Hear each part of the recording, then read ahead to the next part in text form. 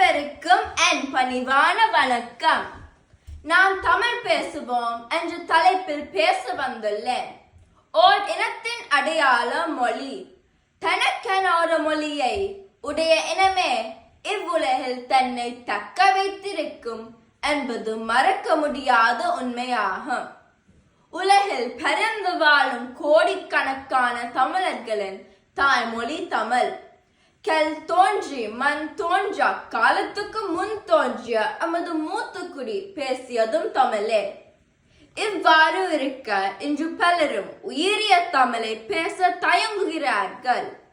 சிலர் தமக்கு அது இழுக்கை தரும் என தவிர்த்து வருகின்றனர். உயிரிலும் மேலான தமிழை பேச தமிழா நீ ஏன் தயங்குகிறாய்? நீங்கள் தமிழை பேச மறுப்பது உங்கள் தாயை வெறுப்பதற்கு சமனல்லவா? நமக்கு தனியான நாடு வேண்டும் என அனைவரும் விரும்புகின்றோம். ஆனால் அதை ஆள்வதற்கு தமிழன் தமிழ் பேசும் தமிழனாக இருக்க வேண்டாமா? செம்மொழி நிலை பெற்று உலக மொழிகளில் தனக்கென சிறப்பிடம் பெற்றுள்ள தமிழை பேசுவது இழுக்கல்ல.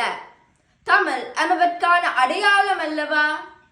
எனவே நமது மொழி என்றென்றும் வாழ்வதற்கு பெற்றோர் வீடுகளில் குழந்தைகளிடம் தமிழில் பேச வேண்டும். பிறமொழி சொற்களின் கலப்பின்றி தூய தமிழில் பேச வேண்டும். வெளியில் நண்பர்கள் உறவினரை காணும் போதும் எம் இனத்தவரிடனும் தமிழில் பேச வேண்டும். நமது பண்பாட்டின் அடையாளம் நமது தாய்மொழியே. எனவே தமிழா நீ தமிழ் பேச என கூறி எனது பேச்சை நிறைவு செய்கின்றேன். நன்றி, வணக்கம்.